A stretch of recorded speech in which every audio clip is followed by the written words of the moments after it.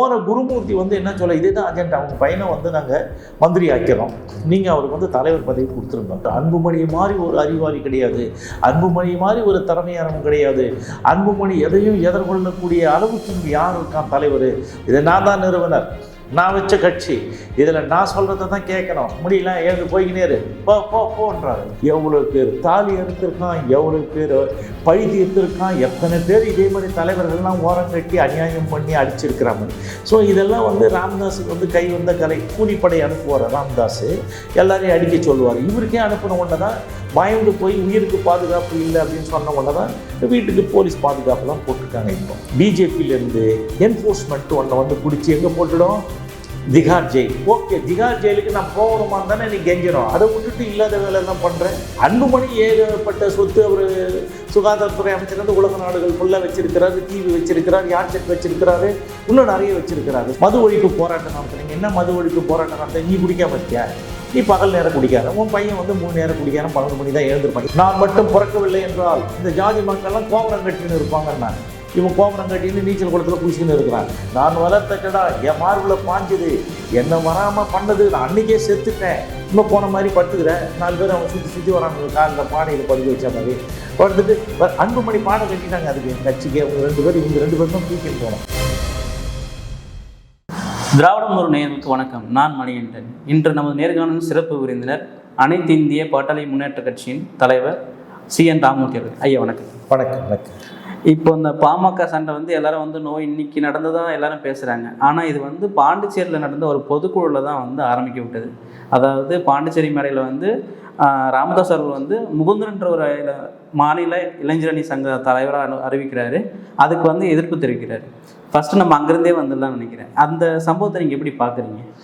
இது ஏற்கனவே விரிச்சல் விட்டு போனதுங்க. இது ஒரே நாளில் எழுந்த உடனே வராது இல்லை. ஸோ இதுக்கு அடிப்படை காரணம் என்னென்னா, நாம் சில அம்புகளை பார்த்து நம்ம வேதனைப்படுறோம். அம்பு இது எய்தவனருக்கு அம்பின் என்ன பிரயோஜனம்? இது எல்லாத்துக்கும் சூத்திரதாரி சுசீலா ராமதாஸ், ராமதாசனுடைய 2வது மனைவி. நீங்கள் அவங்க ஃபோனை பண்ண கூட சுசீலா ராமதாசன் தான் வரும். அப்போது இதுதான் முதல்ல நான் தான் வெளியே கொண்டு வந்தேன். ஸோ இந்த பிரச்சனைகள்லாம் இருக்குது. ஏன் இருக்குது அப்படின்னு சொன்னீங்கன்னா, சுசீலாவுக்கு ராமதாஸ் அந்த சங்கத்தினுடைய அறக்கட்டளை ஒன்று ஆரம்பித்து அவங்களுக்கே கொடுக்குறாரு. யாருக்கு? சுசீலாவுக்கு. அதில் 150 கோடியில் அப்போவே ஆரம்பித்து கொடுத்தாரு. அதுக்கப்புறம் வர்ற காசுகள்லாம் பணம்லாம் வந்ததுன்னா இந்த கட்சிக்காரங்க எது வசூல் பண்ணாலும் அதை சுசீலா கிட்ட தான் கொடுப்பாரு. இந்த சுசீலா தான் இந்த கட்சியை நிர்வாகம் பண்ணுறாங்க. இதில் எம்எல்ஏ யார் இருந்தாலும் அதை சுசீலா கிட்ட போய் தான் கேட்டுட்டு அவங்க ஆசீர்வாதம் வாங்கிக்கின்னு இவங்க சொன்னால் இவர் போடுவார். ராமதாஸுக்கு ஏன் அவங்க நெருக்கமாகி அவங்க மனைவியாக இருந்தாலும் இவங்க சொல்கிறத கேட்குறாங்கன்னா, இப்போ ராமதாஸ் உடல்நிலை சரியில்லாதவராக இருக்கார், அவர் பைபாஸ் பண்ணிட்டாங்க. இப்போ ஹாஸ்பிட்டலுக்கு அப்பல்லோ கூப்பிட்டு வரணும்னா உடனடியாக அந்த அம்மா வர முடியாது, யாரும் சரஸ்வதி வர முடியாது, இல்லை அன்புமணியோ இல்லை அவங்க சௌமியாவோ போய் பார்த்துக்க முடியாது. அடுத்த உடனடியான ரெஸ்கியூ பண்ணுறதுக்கு யாரும் இல்லை. ஸோ அவங்க அதனால் அவங்க கூட இருக்கிறதுனால அழைச்சின்னு போகிறது வர்றதுனாலையும் அவங்க சொல்கிறத கேட்க வேண்டிய ஒரு சூழல் போச்சு. இப்போ அதுதான் நடக்குது. இப்போ இப்போ அன்புமணி கூட சொல்கிறாருல்ல, இன்றைக்கு வெடிச்சதில்லை. அவர் என்ன சொல்கிறாரு, இதை நான் தான் நிறுவனர், நான் வச்ச கட்சி, இதில் நான் சொல்கிறத தான் கேட்கணும், முடியல எழுந்து போய்கினேரு போன்றாரு. அவர் என்ன பண்ணுறாரு, அந்த மைக்கெல்லாம் தூக்கி போட்டு கோபமாக பேசுகிறார். அப்போ ராமதாஸ் என்ன சொல்கிறாரு, நீ பொது மேடை நாகரிகம் தெரியல, சபை நாகரிகம் தெரியல. இதனால் முன்னாடி என்ன சொன்னார், அன்புமணி மாதிரி ஒரு அறிவாளி கிடையாது, அன்புமணி மாதிரி ஒரு திறமையானவங்க கிடையாது, அன்புமணி எதையும் எதிர்கொள்ளக்கூடிய அளவுக்கு இங்கே யார் இருக்கான் தலைவர், அவர் தான் பெஸ்ட்டு, அது இதெல்லாம் சொல்லிட்டு இருந்தார். இப்போ அவர் தானே புலம்புறாரு. என்ன காரணம்னா அவங்க அது மாதிரி நடந்துக்கிறாங்க. அன்புமணி நடக்கிறத விட இப்போ ராமதாஸை பொறுத்தவரையில் நான் தந்தை சொல் மிக்க மந்திரமில்லை, அவரை பொறுத்தவரையில் சௌமியா சொல் தான் முக்கியம், மனைவி சொல் மிக்க மந்திரம் இல்லைன்னு அவர் சொல்கிறார். இது 2 தான் நடந்திருக்குதே தவிர வேறு என்ன இருக்குது? எல்லா மக்களுக்கும் ராமதாஸ் இருக்கிற எல்லாம் குலதெய்வம்னு சொல்கிறாங்க. அவரை இந்த குலதெய்வம் சொல்கிறத எல்லாம் கேட்டுட்டு போக வேண்டியதானே? அப்புறம் வந்து எதுக்கு வந்து அன்புமணி வந்து அடுத்தது அன்புமணி தானே, அன்புமணி ஏன் கொஞ்சம் ஆக்க பொறுத்தவனுக்கு ஆற பொறுக்க மாட்டானே, உனக்கு வந்து கொடுத்தாரு ஒன்றுமே இல்லாமல் சத்தியம் பண்ணியிருந்தார் 5 சத்தியம். 5 சத்தியத்தில் ஒரு சத்தியம் என்ன சொன்னார், என் மகளோ வாரிசு யாரும் வரமாட்டாங்கன்னாரு. இதையும் மீறி தன்னுடைய 35 வயசு வரலாம் காத்திருந்தார். யார், அன்புமணியுடைய 36வது வயசில் அவர் வந்து மத்திய அமைச்சராக்குறாரு. அது ஆக்கும்போது என்ன சொல்ல, கலைஞர்கிட்ட தானே அழைச்சிட்டு போகிறாரு. அவர் ஆசீர்வாதம் வாங்கி உடனடியாக ராஜ்யசபா எம்பி, அதுக்கு அடுத்தது உடனே மத்திய மந்திரி கொடுக்கும்போது சுகாதாரத்துறை கொடுக்கல, அது ராம்விலாஸ் பாஸ்வானுக்கு ஒதுக்கப்பட்ட இலாக்கா. அவர்கிட்ட போய் பேசி ஒரு நாளாக கண்ணு முழிச்சு நான் இது வாங்கிட்டேன். அது மாதிரி இந்த மக்கள் நல்லதுக்கு 10 நாள் கண்ணு முழிச்சே தான் வாங்கி கொடுத்துக்கலாம்ல, அன்புமணிக்கு அதை நீங்கள் வாங்கி கொடுத்தீங்க, சரி ஓகே. அப்படி வாங்கி கொடுத்த நீங்கள் சத்தியத்தை நான் மீறிட்டேன், அதை தான் நாங்கள் இவ்வளோ நாள் கேட்டுட்டு இருந்தோம். இப்போப்பா மகனோ வராது, அந்த வாரிசும் கட்சியில் இதுக்கு வரமாட்டாங்க நீங்கள், அப்புறம் எப்படிப்பா அன்புமணி யார் உன் மகனா, டிஎன்ஏ டெஸ்ட் வைன்னு கேட்டு தான் எங்களுக்கு சண்டை. ஸோ இதெல்லாம் நம்ம கேட்குறோம். ஓகே, இந்த மாதிரி வரும்பொழுது இப்போ அன்புமணி என்ன பண்ணுறாரு, அவர் யார் சொல்கிறதுக்கு ஆள் இல்லை, இவர் சொல்கிற கேட்கறதுக்கு ஆள் கிடையாது. இவர் ராமதாஸ் கிளவராக என்ன பண்ணுறாரு, அந்த சட்டத்திட்டம் இருக்குது இல்லைங்களா, அந்த பதிவு பண்ணும்போது பாட்டாளி மக்கள் கட்சியில் அந்த நிறுவனருக்கு என்ன அதிகாரம்னா வானலாவிய அதிகாரம் இருக்கிற மாதிரி ஒரு பொதுக்குழுவோ செயற்குழுவோ அது எல்லாமே எந்த அணியினுடைய கூட்டத்தை கூட்டினாலும் என்னுடைய அனுமதி பெற்று, யார் அந்த நிறுவனர் யார் அனுமதி பெற்று நான் அதில் கலந்துக்கிறோம், வழிகாட்டுதல் படி தான் நீங்கள் நடத்த முடியும்னு சொன்னார். ஸோ அதைத்தான் சொல்கிறார் அன்புமணி, நான் வந்து உனக்கு போட்டேன், நீங்கள் வந்து தலைவர் போட்டேன், என்ன பொதுக்குழு தேர்ந்தெடுத்தது, பொதுக்குழு இவர் கூட்டின பொதுக்குழு தானே, இவருடைய அனுமதி பெற்ற பொதுக்குழுவில் நான் மே 28ஆம் தேதி 2022 நான் தான் அதிகாரம் படைத்த தலைவர், என்னை ஒன்றும் பண்ண முடியாது, ஆட்ட முடியாது, அசைக்க முடியாதுன்னு அன்புமணி அரட்டல் விடுறாரு.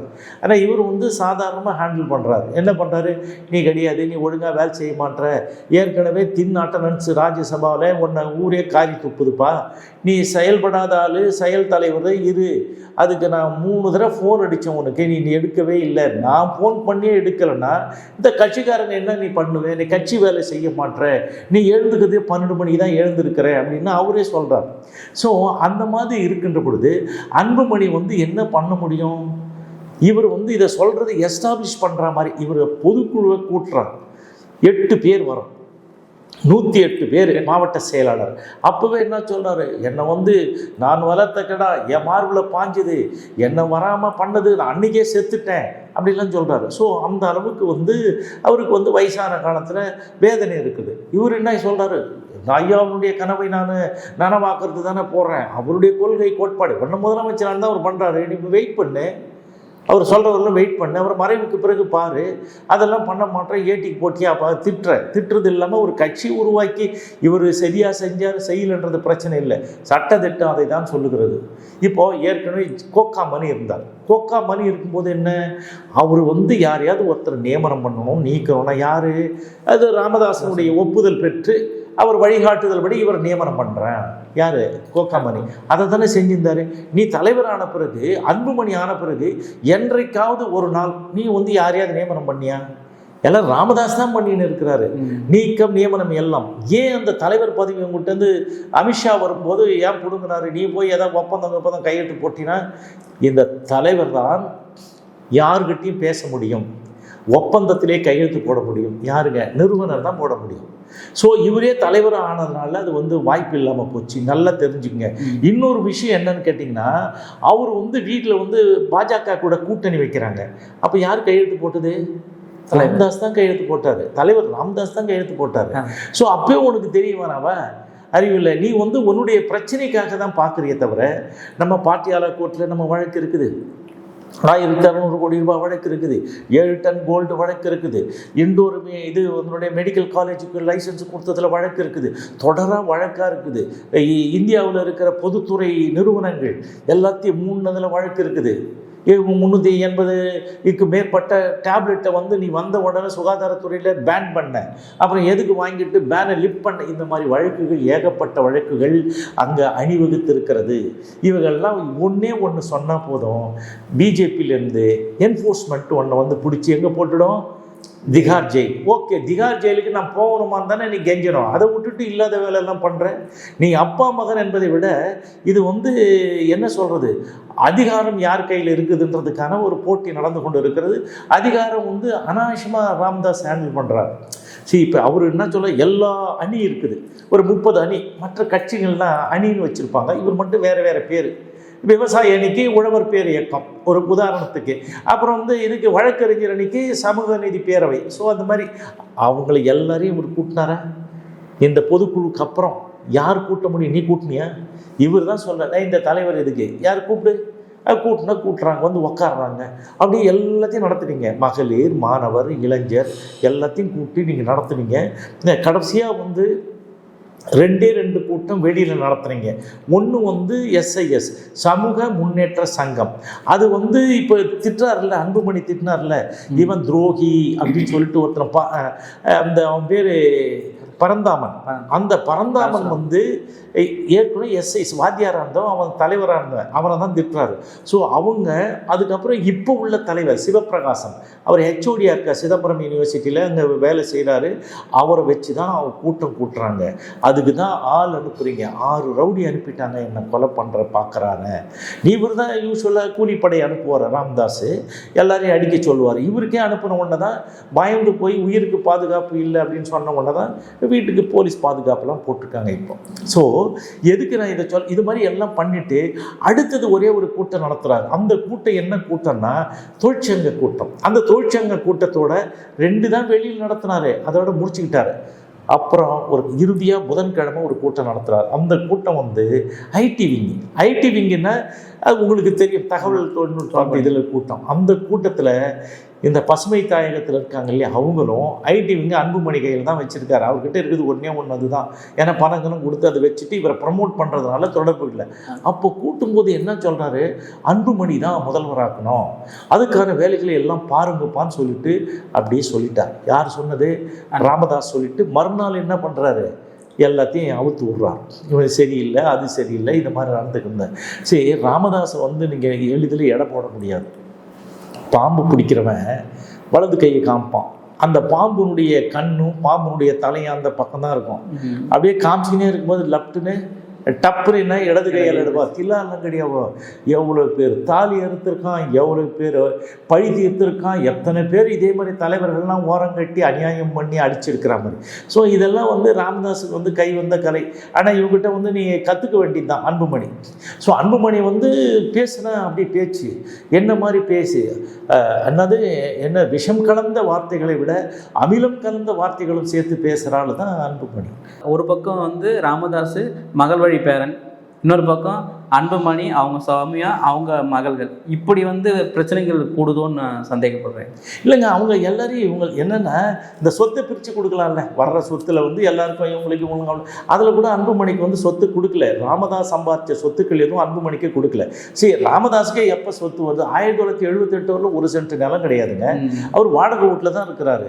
இந்த வாடகை வீட்டில் இருக்கும்போது தான் அன்புமணியும் கவிதாவும் அந்த காந்தியும் பிறக்கிறாங்க, புரியுதுங்களா? ஸோ அதுக்கப்புறம் நீங்கள் அந்த அரசியல் அந்த கூட்டணி கிட்டணின்னு வரும்போது காசு வாங்கி நீங்கள் இதை சேர்த்துக்கிட்டீங்களே தவிர அதுக்கு இன்னும் வேறு ஏதாவது வியாபாரம் பண்ணிங்களா, வேறு ஏதாவது வேலை செஞ்சீங்களா? ஒன்றும் கிடையாது. அன்புமணிக்கும் கிடையாது, இவரும் கிடையாது. ஸோ இவங்க அந்த சொத்துக்களை எல்லாம் இந்த மக வழி உள்ளவங்களுக்கு தான் கொடுத்துட்டா இருக்காரு. இது அன்புமணி கொடுக்கல. அன்புமணி ஏகப்பட்ட சொத்து, அவர் சுகாதாரத்துறை அமைச்சர், உலக நாடுகள் ஃபுல்லாக வச்சிருக்கிறாரு, தீவு வச்சிருக்கிறார், யாட்செட் வச்சிருக்கிறாரு, இன்னும் நிறைய வச்சிருக்கிறாரு. ஸோ அதனால் அவர் அந்த சொத்தில் இப்போ என்ன கேட்குறாங்க, அந்த சுசீலா எனக்கு சரிபாதி பங்கிட்டு கொடுன்னு கேட்குது. அதுவும் ஒரு பிரச்சனைக்கு முக்கிய காரணம். ஸோ இந்த மாதிரி இருக்கும்போது நம்ம அம்புகளை பார்த்து நொந்து கொள்வதிலே பிரயோஜனம் இல்லை. எய்தவன் யார்? எய்தது யார்? சுசீலா சொல்றது ராமதாஸ் கேட்குறாரு, ராமதாஸ் சொல்றது மற்றவங்க கேட்கணும். இந்த பக்கம் சௌமியா சொல்றாங்க, இந்த பக்கம் அவர் அன்புமணி கேட்குறாரு. இப்படியே தான் மோதல் போகுது. இப்போ இந்த மோதலானது பார்த்தீங்கன்னா இது உட்கட்சி பிரச்சனையை நம்ம பார்க்குறதா, இல்லை இந்த பிரச்சனைனால தமிழ்நாட்டுக்கு என்ன பயன் இருக்குன்னு நினைக்கிறீங்க? அரசியல் ஏற்கனவே கட்சியை ஒன்றும் இல்லையே சார். அவங்க கடைசியாக தேர்தலில் போட்டியிட்டு முதல்ல நாங்கள்லாம் இருக்கும்பொழுது பானை சின்னத்தில் நின்னாங்க, 10% ஓட்டு. அப்புறம் யானை சின்னத்தில் நின்னாங்க, 4 பேர் ஜெயிச்சாங்க எம்எல்ஏவை. அதுக்கப்புறம் மாம்பழ சின்னம் வந்தபடி கூட்டணி தான், கூட்டணியிலேருந்து மாறல. 2009க்கு அப்புறம் இவங்களுக்கு கட்சியினுடைய அங்கீகாரமே கிடையாது. யாருக்கு? நல்லா தெரியுங்க. நிறைய பேர் இப்போ தான் நினைக்கிறாங்க 2009 முடிஞ்சு போச்சு. மாம்பழ சின்னத்தினுடைய அங்கீகாரம் வந்து அந்த பாமகவுக்கு கிடையாது. கழுதை தெரிஞ்சு கட்டெருப்பாய்ச்சி ஒன்றும் இல்லை. வந்து 2 பேருமே செல்லா காசு ஆகி விட்டார்கள். ஏன்னா அவன் செஞ்ச ஊழல்லாம் வெட்ட வெளிச்சமாயிருந்து ராமதாஸ் இந்த சமுதாயத்துக்கு செஞ்ச துரோகங்கள்லாம் வெளியே வந்து போச்சு. ஸோ இப்போ அவர் வந்து அடித்து வச்சிருக்கிற கொள்ள உலகத்தில் இருக்கிற எல்லா வன்னியனும் கொடுத்தான் சொத்து. அது எல்லாம் வன்னியர் கல்வி அறக்கட்டளை. அதில் ஒரு ஆள் இலவசமாக படிக்க வச்சா இல்லை, அது ஏது அவன் அதே பேரில் இருந்தால் ராமதாஸ் பேரில் மாற்றிக்கிறீங்க. கட்டுச்சோத்தில் எச்ச முடிஞ்சிட்டு எல்லாம் எழுந்துறான்னு எடுத்துக்கிட்டேன். ஸோ இதுதானே நடந்து கொண்டு இருக்கிறது. ஆனால் இப்போ பார்த்தீங்கன்னா வட மாவட்டங்களில் இப்போ பார்த்தீங்கன்னா பாமக தவிர்க்க முடியாத சக்தி என ராமதாஸ் அடிக்கடி கூறி வருகிறார். இது எப்படி நம்ம பார்க்கலாம்? ராமதாஸ் அண்ட புழுகு ஆகாச புழுகு, அதில் இது ஒரு புழுகு. ராமதாஸ் பொய் புழுகுறதுல வந்து நீங்கள் இதுவே பண்ண முடியாது. நீங்கள்லாம் நிறைய பேர் பேசுவாங்க, ஒரு பிடி சோத்தில் வந்து பூசணிக்காயை மறைச்சிட்டாங்க. ராமதாஸ் தைலாவர தோட்டத்தையே மறக்கக்கூடிய தில்லாலங்கடி பேர் வழி. அதனால் அவர் சொல்லுவார். அவர் சொன்னதெல்லாம் பத்திரிகையில் போடுறாங்க. ஏன் போடுறாங்க? 7 மத்திய மந்திரிகள் 11 ஆண்டு காலம் ஆட்சியில் இருந்தவங்க, அதில் இவர் ஆட்டி படைச்சதுனால அதனால போடுறாங்களே தவிர மற்றபடி ஒரு சாதாரண எதிர்ப்பு செய்தியை கூட மற்றவங்க போடல. நீங்கள் எது எடுத்தாலும் மற்றவர்கள் செஞ்சது இவர்கள் உரிமை கொண்டாடுவார்கள். இப்போ 8 வழிச்சாலை யார்? சுந்தரராஜன், பூங்குறை நண்பர் சுந்தரராஜன் போட்ட கேஸு, அதில் இவங்க இம்ப்ளீட் ஆனாங்க. அதே மாதிரி வந்து இது மது ஒழிப்பு இதுக்காக போட்டாங்க இல்லையா, அது யார் போட்ட கேஸு? மே 17 இயக்கம் போட்ட கேஸு, அதில் இவங்க இம்ப்ளீட் ஆனாங்க. ஸோ இப்போ நான் வந்து 10.5% கொண்டு வந்தேன், அதை நான் தான் சொல்கிறாங்க. அந்த மாதிரி வந்து முன்னோருடைய உழைப்பை திருடுகின்றவர்கள். 10.5க்கு நான் தான் அப்போ ராமதாஸா? இல்லை, இந்த 240 அறக்கட்டளை 200 லட்சம் கோடி இருக்குது. அது வந்து 5 IAS ஆஃபீஸர் நிர்வாகம் பண்ணுறாங்க. அதை கொண்டு வந்தது யார்? நான் தானே கொண்டு வந்தேன். அதே மாதிரி வந்து இப்போ நலவாரியம்னா சீர்மரபினர், கல்லருக்கு, இவங்களுக்கெல்லாம் நரிக்குறவுக்கெல்லாம் இருக்குது சார். அவங்களுக்கெல்லாம் இது கொண்டு வந்தது யார்? நான் தான் இதுக்காக ஃபைட் பண்ணிகிட்ருக்கேன். ஸோ எது வந்தாலும் தனது என்று சொல்லுவார் அவருடைய இதுதான் வேலையே. நீங்கள் மதவிலக்குன்னு சொல்லும்போது ராமதாஸோட ஒரு பேட்டியில் சொன்னதை நீங்கள் ஞாபகம் இருக்குது, பத்திரிகை சந்திப்பில். என்னென்னா, கடவுள் வந்து அவர்கிட்ட வரம் கேட்டால் 2 வரம் கேட்பேன். ஒன்று வந்து ஒரு சொட்டு மது கூட இல்லாத தமிழ்நாட்டை உருவாக்கணும், இன்னொன்று வந்து ஒரு சொட்டு மழைத்துளை கூட கடலில் கலக்கக்கூடாது அப்படின்னு சொல்கிறாரு. இது நம்ம எப்படி பார்க்கலாம்? அவனுக்கு இந்த நேச்சுரல் இது இருக்குது இல்லைங்களா, அது கூட அடிப்படை அறிவு இல்லை. அந்த படிக்கும்போது அது படிக்காமல் விட்டானா இல்லை. தண்ணி வந்து கடலில் கலந்தாகணும், தண்ணி வந்து ஆவியாக போய் தான் மேலே வரும். அந்த சைக்கிளிங் இது மாதிரி கடலில் கடக்கக்கூடாது அப்படின்னு சொல்கிற ஒரு அடிமுண்டத்தை நம்ம எங்கே போய் சொல்கிறது? சார் இவன் வந்து எதை ஒன்றாலும் பேசுகிறான். இன்னொன்று வந்து ஒரு சொட்டு மது கூட இல்லைன்றீங்க. மது ஒழிப்பு போராட்டம் நடத்துறீங்க. என்ன மது ஒழிப்பு போராட்டம் நடத்துறீங்க? நீ குடிக்காமல் இருக்கியா? நீ பகல் நேரம் குடிக்கார, உன் பையன் வந்து 3 நேரம் குடிக்காரன், 12 மணி தான் எழுந்திருப்பான். இது ஒரு பக்கம் இருக்கட்டும். மது ஒழிப்புக்காக போராட்டம் பண்ணுறாங்க. எல்லாம் ஆர்டிஸ்ட்டுங்களை கூட்டின்னு வரீங்க. நடிகை, அந்த துணை நடிகை மாதிரி வேலை போகணும், அவங்கள டெய்லி சம்பளத்துக்கு அவங்கள கூட்டு வந்து எல்லாருக்கும் வெள்ளை போட கட்டிட்டீங்க. தாலியெல்லாம் கட்டி போட்டுட்டு ஒரு 12 மணி ஆர்ப்பாட்டம் வெயிலில் கத்துறாங்க, மது ஒழிக்கணும்னு. 12 மணி முடிஞ்சவொன்னு என்ன மாதிரி எல்லாரும் பீர் பாட்டில் குடிக்கிறாங்க, எல்லாத்தையும் பிடிச்சி போட்டாங்க. சார் இதெல்லாம் வந்து அவங்க வந்து சொல்கிறது ஒன்று, செய்கிறது ஒன்று. ராமதாஸ பேச்சு வந்து என்னன்னு கேட்டிங்கன்னா, குடிகாரன் பேச்சு பொழுது வெஞ்சா போச்சுன்னு சொல்லுவாங்க. ராமதாஸ் பேச்சு அப்போவே போச்சு. அடுத்த செகண்டே என்னன்னு கேட்டால், இந்த சண்டையெல்லாம் முடிஞ்சு பார்த்தீங்கன்னா நேற்று காலையில் தன்னுடைய மகளோட அன்புமணி வந்து ராமதாஸோட தைலாவர் இல்லத்தில் போய் சந்திக்கிறாங்க. அது இந்த சந்திப்பு வந்து என்னவா இருக்குன்னு நீங்கள் நினைக்கிறீங்க? இல்லை போயிட்டு என்னை தலைவராக்குங்க, என்னை எப்படியாவது வந்து என்னென்ன சார், இப்போ வந்து இவங்களை வந்து நான் சொன்ன அந்த வம்பு வழக்கெல்லாம் மாட்டிக்கிட்டேன், நான் வந்து தப்பிக்கணும்னா வந்து பிஜேபியும் நெருக்கடி கொடுக்குறாங்க, இப்போ வந்து சேருன்னு சொல்கிறாங்க. இப்போ கட்சியை கலைச்சிட்டு போய் சேர்றதா இல்லை இப்போ கொடுத்தன நேரம் போய் சேர்ந்துருவோம் மாதிரி. சரி, ஏற்கனவே இது மாதிரிலாம் எல்லா மாநிலங்களும் அதானே நடந்தது. ஒரு கூட்டணி ஒரு இது கூட போவாங்க. இந்த மாயாவதி உத்தரப்பிரதேசம், அவங்க இங்கே இருக்கிற இடம் தெரியாமல் இந்த பிஜேபி பண்ணிட்டாங்க. மகாராஷ்டிராவில் பண்ணாங்க, அதே மாதிரி பீகாரில் பண்ணாங்க. எங்கே போனாங்களோ போயிட்டு ஆமாம் பூந்த வீடு மாதிரி அந்த கட்சியை ஒன்றும் இல்லாமல் ஆக்கிடுவாங்க. ஸோ இப்போ வந்து இதில் வந்து அதிமுகவுக்கு என்னாச்சு, 2 நாளாகி அப்படிலாம் ஒன்றும் இல்லாமல் போச்சு இல்லைங்க. ஆளுக்கு ஒரு இதுவாக போயிட்டாங்க. இப்போ இந்த கட்சியில் வந்து சமுதாயம் இருக்கிறதுனால தான் வந்து பேசுகிறாங்க.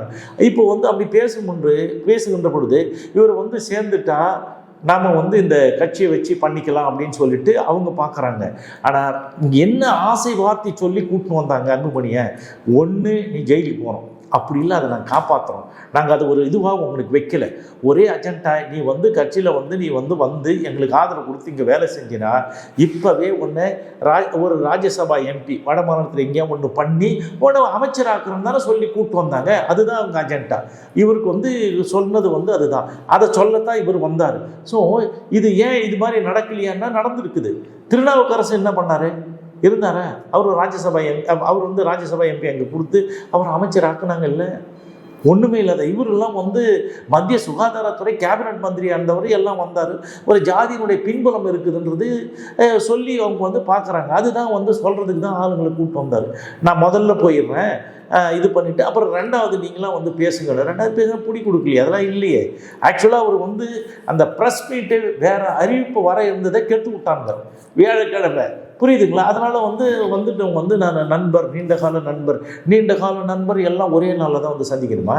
அது என்னென்னா, இப்போ அவர் அன்புமணி வந்து அவர் கார் வெளியில் போனதுக்கு அப்புறம் தான் அவர் மூத்த பத்திரிகையாளர், அதாவது எங்கே பஞ்சாயத்து எங்கே பிரச்சனை நடந்தாலும் நான் தான் நாட்டாமல் செய்வேன்ற மாரி குருமூர்த்தி போனது மட்டும் இல்லாமல் சைதை துரைசாமியும் சேர்ந்து போயிருக்காரு. அப்படிங்கும்போது கூட்டணி வந்து பாஜகவா இல்லை அதிமுகவா அப்படின்ற ஒரு சந்தேகத்தில் இருக்கு. ஏங்க அவங்க வந்து பிஜேபி தாங்க, பிஜேபிக்கு தான் போவாங்க. அன்புமணி பிஜேபிக்கு இது வந்து அது போகாமல் வேற அதிமுக கூட போய் என்ன பண்ண போகிறாங்க? இன்னும் அவருக்கு என்ன உயிருக்கு பாதுகாப்பு இருக்க போதா, இல்லை அடிச்சு வச்சுக்கிற கொள்ளைக்கு ஏதாவது பாதுகாப்பு இருக்க போதா?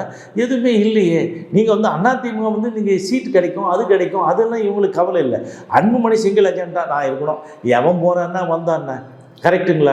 நான் இருக்கணும், நல்லா இருக்கணும், நான் அமைச்சராக இருக்கணும், நான் வம்பு வழக்கில் இருக்கக்கூடாது, நான் நிம்மதியாக தூங்குறோம். அவர் சொன்னார்ல, ஒரு மாதமாக நான் தூங்கலை, நான் ரொம்ப கஷ்டப்படுறேன்.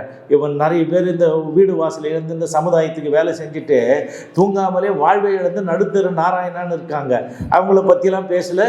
இவர் வந்து அப்படியே ஒன்று பண்ண போகிறாரு. இவர் வந்து என்னென்னா, குருமூர்த்தி வந்துங்க, இதே குருமூர்த்தி கடலரசன்கிட்ட போகிறார். போய் அங்கே பேசும்போது என்ன இவங்கெல்லாம் குச்சாங்களா, ஏன்டா நீ அவனை கூட்ட இப்படின்னு ரொம்ப கேவலமாக பேசுகிறாங்க. எல்லா அன்புமணி தம்பிகள்லாம் அப்படியே ஒரே ஆர்ப்பரிப்பெல்லாம் பண்ணிங்க. இப்போ இவரே போய் போனார், ஏதாவது பேசுனாங்களா? யாராவது ஒருத்தரும் பேசலை. ஸோ அந்த மாதிரி தான் அது எதுக்குன்னு கேட்டால் அவன் அங்கே போகக்கூடாது, நாங்கள் தான் போகணும், எது இருந்தாலும் நாங்கள் தான் பண்ணணும், எங்ககிட்ட தான் வரணும் அப்படின்ற ஒரு மனநிலை இருக்குது. இப்போ போகிற குருமூர்த்தி வந்து என்ன சொல்ல, இதே தான் அஜெண்டா, அவங்க பையனை வந்து நாங்கள் மந்திரி ஆக்கிறோம், நீங்கள் அவருக்கு வந்து தலைவர் பதவி கொடுத்துருங்க அப்படின்னு சொன்னார். அவர் வந்து அதெல்லாம் முடியாது, நான் சாவரவரிலும் நான் இருக்கிறவரிலும் நான் தான். இப்போ இவ்வளோ கோடி சொத்துக்களை வந்து நான் வந்து நீ ஒன்றுமே இல்லை. இந்த அன்புமணி சுசீலா ராமதாஸை பார்த்தா, ரெண்டாவது மணி பார்த்தா வேலை ஓரளவுக்கு முடியும், அப்போ கூட எழுதி வாங்கிக்கன்னு நான் சொல்கிறத தான் கேட்கணும்னு ஒன்றா அனுமதிப்பாரை தவிர தலைவர் பதில அவனுக்கு கொடுக்க மாட்டார். இப்போ கட்சி நிறுவனர் மருத்துவர் ராமதாஸ், தலைவர் அன்புமணி, இவங்க இருவருக்குடைய யார் பக்கம் நியாயம் இருக்குன்னு நீங்கள் நினைக்கிறீங்க? இதில் நியாயம் தான். அங்கே ஒரு அநியாய பேர் வழிங்க. இவன் வந்து கூலிப்படையை வச்சு எல்லாரையும் அடிச்சுன்னு இருந்தான். இப்போ அவன் கூலிப்படை வச்சுன்னு இவங்க நியாயம் என்ன? இவன் லார்டு லபக்தாஸ் மாதிரி பேசுவான் அந்த அன்புமணி. இவங்க என்ன பண்ணணும், இந்த ஜாதியை பற்றி கேவலப்படுத்துறதுக்கு எப்படிலாம், நான் மட்டும் பிறக்கவில்லை என்றால் இந்த ஜாதி மக்கள்லாம் கோபுரம் கட்டின்னு இருப்பாங்கன்னா, இவன் கோபுரம் கட்டின்னு நீச்சல் குளத்தில் குளிச்சுன்னு இருக்கிறான். ஸோ இந்த சமுதாயம் அப்படிப்பட்ட சமுதாயமா? இதில் எவ்வளோ பேர் வசதி படைத்தவர்கள் இருக்கிறார்கள். இது வந்துங்க 9 மெடிக்கல் கல்லூரியில் 27 மெடிக்கல் கல்லூரி இது தமிழ்நாட்டில் தனியார்கிட்ட. 9 மெடிக்கல் கல்லூரி வந்து வன்னியர்கள் தானே இருக்குது. 525 பொறியியல் கல்லூரி இருக்குது.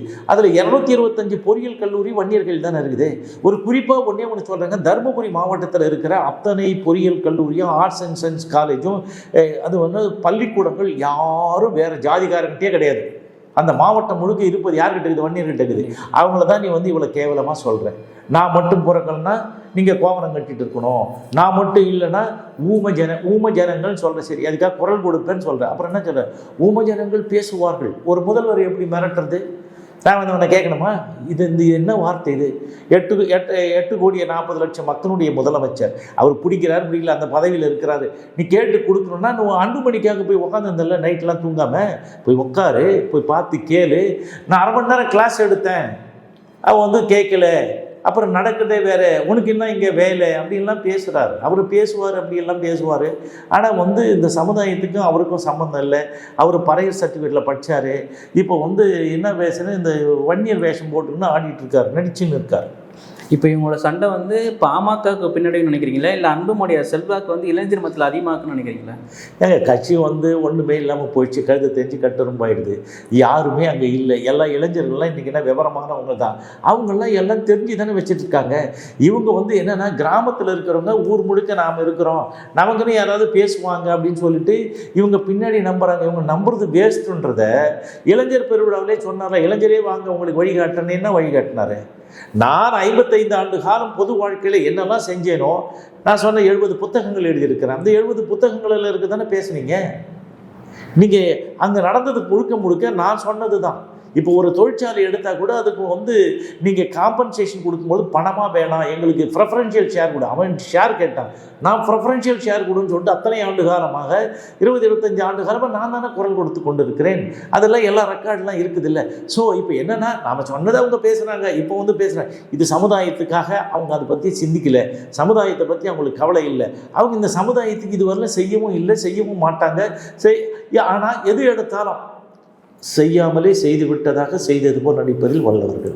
அதாவதுங்க அவங்க வந்து என்ன சொன்ன, கலைஞர் சொன்னார், இது வந்து திமுக ஒன்றும் சங்கராமடம் இல்லை, வாரிசு ஒன்றும் வர முடியாது அப்படின்னு சொல்லிட்டார். ஆனால் ராமதாஸ் வந்து அந்த பதிவு பண்ணுறாங்கல்ல, எலெக்ஷன் கமிஷனில் பதிவு பண்ணும்போது அதில் எழுதியிருக்கிறார், என்ன சொல்லியிருக்கார், நான் வந்து தெளிவாக என் வாரிசுகள் வராது அதில் இருக்குது.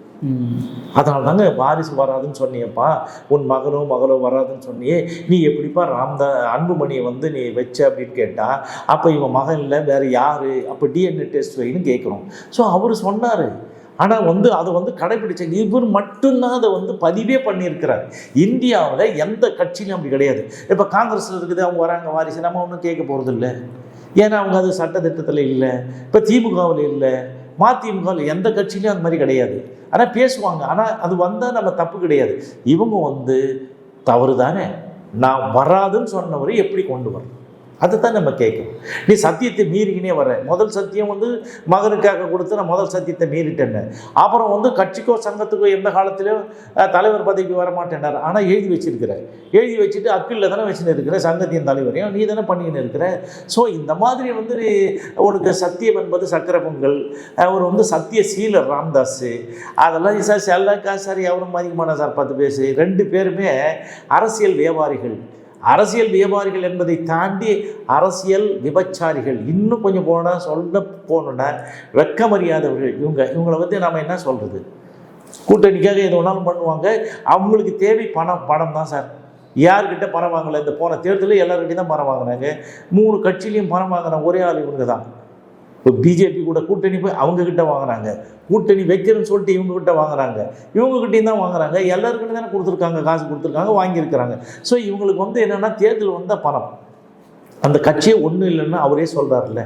என்ன சொல்கிறாரு, ஏன்பா உள்ளாட்சி தேர்தலில் ஒரு 5 பேர் கிடைக்கல அவங்களுக்கு நிற்கிறதுக்கு, என்கிட்ட சொல்லியிருந்தால் நான் அந்தமான்லேருந்து கூட்டு வந்திருப்பேன்லன்னு சொல்கிறாரு. ஸோ இப்படி தான் கட்சி இருக்குது. கட்சி இல்லையே, கட்சியை காணாமல் போய் விட்டது இல்லையா, ஒன்றும் இல்லை. இந்த சமுதாயத்துக்கு இவர்களால் ஒன்றும் செய்ய போகிறதில்ல, இவ்வளோ நாள் செய்யலை, இனிமேல்ட்டு எங்கே செய்ய போகிறாங்க. வீட்டில் உக்காந்துக்குன்னு அவன் என்ன பண்ணுறான், நமக்காக குரல் கொடுக்குறாரு. என்னத்தை குரல் கொடுக்குறாரு, குரல் கொடுத்து நீ சண்டையை தானே கிளப்புற. இப்போ அம்பேத்கருக்கு 7 சிலையை திறந்தோம், அப்புறம் அம்பேத்கர் 7 சிலையை ஒரே நாள், கரெக்டு, நல்லது.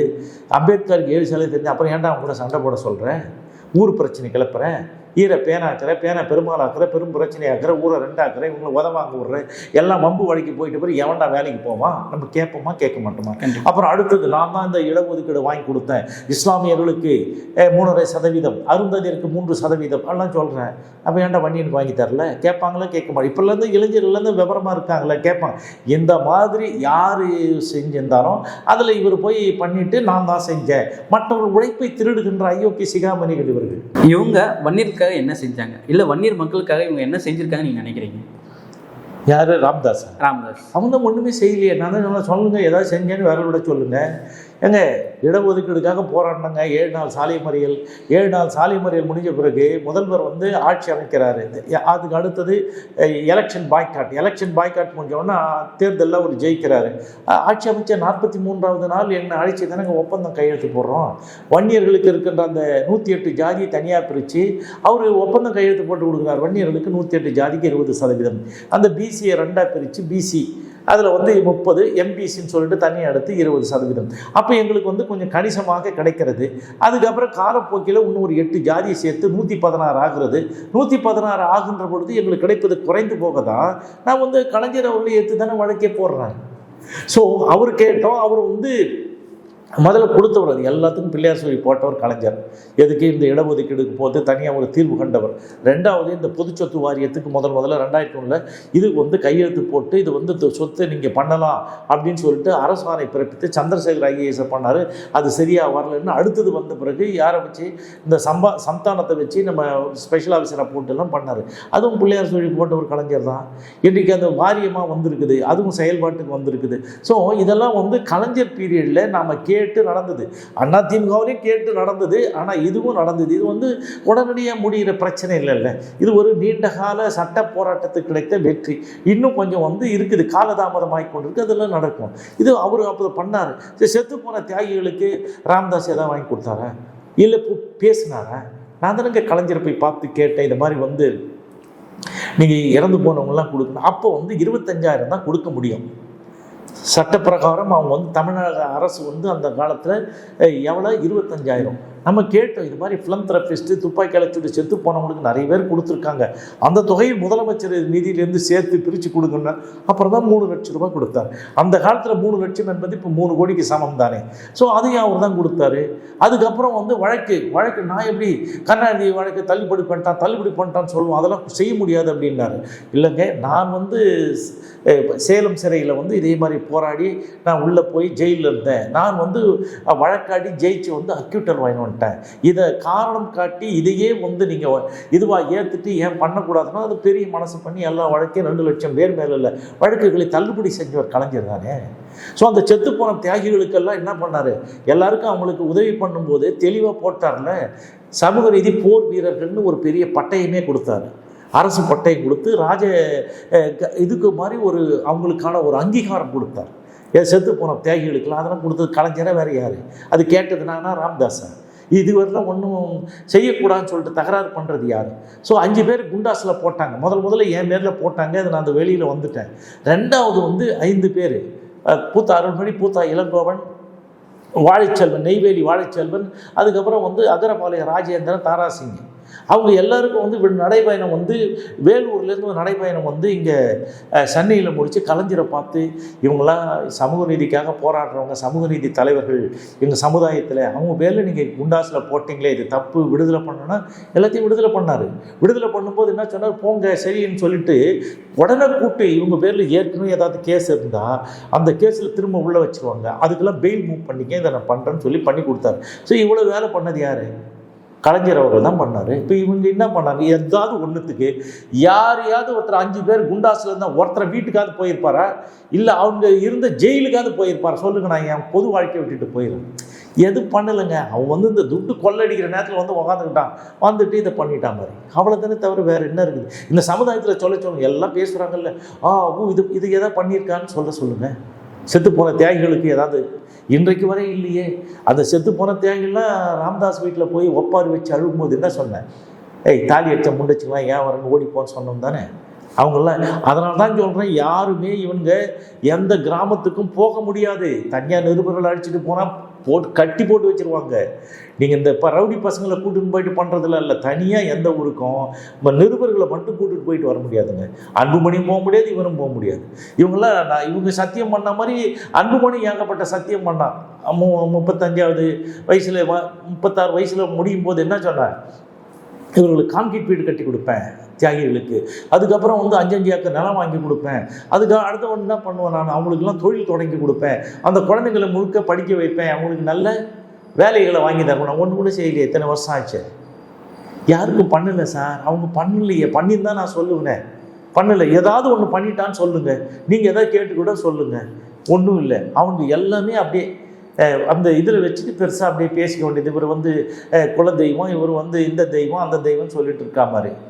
என்ன நான் சொல்கிறேன், நீ நான் தான் திட்டுவேன் அடிக்கடி, ராமதாஸே உனக்கு வயசாச்சு இல்லை, வரணும்னு ஏன்டா வந்து பிரச்சனை பண்ணிக்கின்னு இருக்கிறேன், ஆசீர்வாதம் பண்ணி நல்லா இருக்குன்னு சொல்லணும், இல்லை தப்பு பண்ணிட்டு வரணும், தப்புடா இது போடான்னு சொல்லணும். அதை எந்த வேலையே செய்தியா, இன்னும் போன மாதிரி படுத்துக்கிற 4 பேர் அவங்க சுற்றி வரானுங்க, காலில் பானையில் படுக்க வச்ச மாதிரி படுத்துட்டு அன்புமணி பாடம் கட்டிட்டாங்க அதுக்கு கட்சிக்கு. அவங்க 2 பேர், இவங்க 2 பேரும் தான் தூக்கின்னு போனோம். அதாவது ஆடிட்டர் குருமூர்த்தி சந்திச்சது பிறகு பாஜக கூட்டணி ஏறத்தாழ முடிவாட்ட மாதிரி தெரியுது. இது தமிழ்நாட்டோட தேர்தல் 2024 ஏதாவது தாக்கத்தை ஏற்படுத்தும்னு நினைக்கிறீங்களா? ஏன்னா ஏற்கனவே பிஜேபி கூட கூட்டணி போனாங்க, ஒன்றுமே இல்லாமல் போச்சு. எங்கேயா ஜெயிச்சாங்களா? இல்லை ஒன்றும். அது வந்து நீங்கள் வந்து இந்த இவங்க ஓட்டெல்லாம் எப்படி நீங்கள் எடுத்தீங்க? அந்த சௌமியாவுக்கு வந்து நீங்கள் யாரும் கவலைப்பட வேணாம். ராமதாஸ் போனார்ல, அவரே சொன்ன இந்த சௌமியாவை தோக்கடிங்கப்பா, இப்போ போனான்னா ஒன்றும் நடக்காது, அவரே சொன்னது எல்லாருக்கும் தெரியும், அங்கே இருக்க நிர்வாகிகளுக்கெல்லாம். அவர் போய் தோக்கடிச்சு இவரே வந்து முதல்ல சொல்லுவார், கூட்டணி நடந்தால் தானே இவர் கையெழுத்து போடுறதுனா கூட்டணி நடக்கும். கூட்டணிக்கு எப்படி வாய்ப்பு? ஒன்று இவர் மறைவுக்கு அப்புறம் வந்து ஏதாவது ஒன்று பண்ணால் வாய்ப்புகள் இருக்கலாம். இப்போ கூட்டணிக்கு என்பதற்கு பேச்சுக்கே இடமில்லை. இவர் வந்து செய்ய மாட்டார், ராமதாஸ் செய்ய மாட்டார். ஏன் செய்ய மாட்டார்னா ஒன்றுமே இல்லாமல் கட்சியே தேடுற லெவல் இருக்குது இல்லைங்களா? இப்போ இல்லாத ஒரு கட்சிக்கு இவர் என்ன போய் கூட்டணி போட்டு என்ன பண்ண போகிறாங்க? ஆனால் இன்றைக்கு வந்திருக்க தகவல் எப்படி பார்த்தீங்கன்னா, பாஜக கூட்டணி வந்து அதிமுக, பாமக இவங்க அந்த கூட்டணி வந்து உறுதியான மாதிரி பேசுகிறார் நயினார். யார் பேசுகிறார்? நயினார். அவர் பேசுவார், கட்சியில் இருக்கிறவங்க எல்லாம் பேசுவாங்க. இப்போ கூட தான் பேசுனாங்க, தாவேகா வந்து பாமகவோட கூட்டணின்னு சொல்லிட்டு அந்த இவர் விஜய் அவங்க பேசுகிறாங்கல்ல. அதுக்கு என்ன காரணம்? ஏதாவது ஒரு காரணத்தை சொல்லிட்டு பேசுகிறாங்க. அது வந்து அந்த ஜான் ஆரோக்கியசாமியா, அவர் வந்து மாற்ற முன்னேற்ற அன்புமணிக்கு வேலை செஞ்சார். அப்புறம் வந்து தோற்று போயிட்டார். அப்புறம் வந்து ஒரு பழக்கம் இருக்குது அன்புமணிக்கிட்ட. அப்புறம் இங்கேருந்து அங்கே போய் அவருக்குள்ளே இருக்கிறாரு. ஸோ அவங்களுக்கு வந்து பிரச்சனை இல்லை. அதனால் 2 பேரும் பேசி இவர் அன்புமணிக்கிட்ட பேசினா முடிஞ்சிடுமா? கையெழுத்து இவர் போட உணவா? ஸோ ஏற்கனவே அவர் தாவேகா வந்து தலைவர் வந்து அவர் மாநாடு நடத்தும் போது என்ன பண்ணார் அன்புமணி? இந்த ராமதாஸ் அங்கே இருக்கிற அந்த விழுப்புரம் மாவட்ட தலைவர், செயலாளர் எல்லாரையும் கூட்டு வந்து இவர் கட்சியில் சேர்த்துக்கிறேன் அவங்க அசிங்கப்படுத்தினார். ஸோ அந்த மாதிரி ஒரு ஆள், அதுவும் அந்த நேரத்தில் நீ அப்புறம் பண்ணியிருந்தா அது ஒன்றும் யாரும் கேட்க போகிறது இல்லை. முதல் நாள் தானே பண்ணீங்க, புரியுதுங்களா? ஸோ அந்த மாதிரி இருக்கும்போது இவங்க ஒப்பந்தத்துக்கு வராங்கன்னா அது வந்து அரசியல் வந்து என்ன சொல்கிறது, அனுமானத்தின் அடிப்படையிலையோ ஏசியத்துக்காகவோ நம்ம பதில் சொல்ல முடியாது. நடக்கிறது என்ன நடக்கும்போது ஒன்று வந்து கடைக்கு வந்து தானே ஆகணும். கத்திரிக்காய் விளைஞ்சால் கடைக்கு வரணும் சார். இப்போ வரும். இவங்க யோகிதாம்சத்தில் யார் சார் இவங்களை சேர்ப்பாங்க? கலைஞர் கடைசியாக சொன்னதான், போக்கிடமற்றவர்கள் அனாமதையை பேசுவர்கள், போயிட்டு வாங்க போங்கன்னு துரத்தி விட்டார்ல, அதுதான் நடக்கும். யார் சேர்த்துப்பாங்க அவங்கள? இவ்வளோ நேரம் எங்களோட கேள்விக்கெல்லாம் நிதானமாக பதில் சொன்னதுக்கு ரொம்ப நன்றி. நன்றி.